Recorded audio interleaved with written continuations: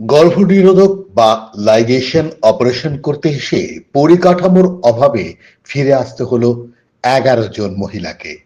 সোমবার মেমারি পাহাড়হাটি ব্লক স্বাস্থ্য কেন্দ্রের 13 জন মহিলা এসেছিল অপারেশনের জন্য। দুজন অপারেশন হওয়ার পর বাকিদের ফিরিয়ে দেয় কেন্দ্রের কর্তৃপক্ষ। ঘটনাটি নিয়ে চাঞ্চল্য ছড়িয়ে পড়ে।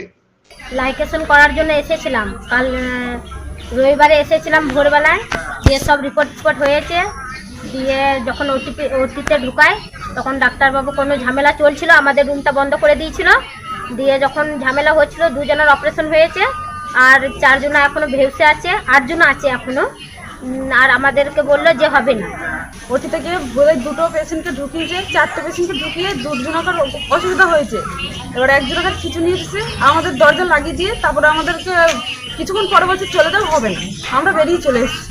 এখন কি ছুটি দিয়েছে আপনাদের? আমাদের এখনো ছুটি দিইনি। আমাদের ছুটি দিয়ে দিলে আমরা বাড়ি চলে যাবো। কি আর করবো, আমরা আর হবো না এখানে। আর এখানে পরিষেবা কি কোনো ব্যবস্থাই নেই।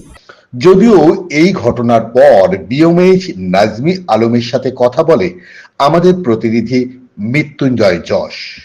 আপনাদের পাহাড়হাটি হাসপাতালেতে আজকে যে 13 থেকে 14 জন লাইগেশন অপারেশন করার কথা ছিল, দুটো পেশেন্টের অপারেশন করতে কোনো সমস্যা হওয়ার পর তাদেরকে না বলে দেওয়া হয়। এ ব্যাপারে পেশেন্টের মধ্যে যে অভিযোগ যে পরিকাঠামো না থাকার জন্যই এটা হয়েছে, এ ব্যাপারে কি বলবেন? হ্যাঁ, এই অভিযোগের ব্যাপারে যেটা আপনাকে বলবো যে 13টা পেশেন্টের যে অপারেশনের প্ল্যান করা হয়েছিল, তাদের যখনই কোনো কমপ্লিকেশন বা কোনো ওটি করতে করতে কোনো সমস্যা অ্যারাইজ করবে, তখন তাদের সেটা ম্যানেজ করার জন্য একটা এমার্জেন্সি ইকুইপমেন্টের ব্যবস্থা থাকে। এবার আমাদের সেই ইকুইপমেন্টের একটা লিমিটেড রিসোর্স, যেহেতু দুটো পেশেন্টের কমপ্লিকেশন হয়েছে, সেই রিসোর্স আমরা অলরেডি তাদের জন্য ইউজ করে ফেলেছি।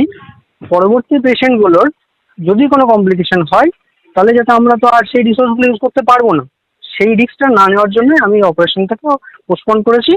আর পেশেন্টগুলোকে ওটিতে উঠতে দেওয়া হয়নি, আর তাদেরকে একটা অন্য ডেট দেওয়া হবে।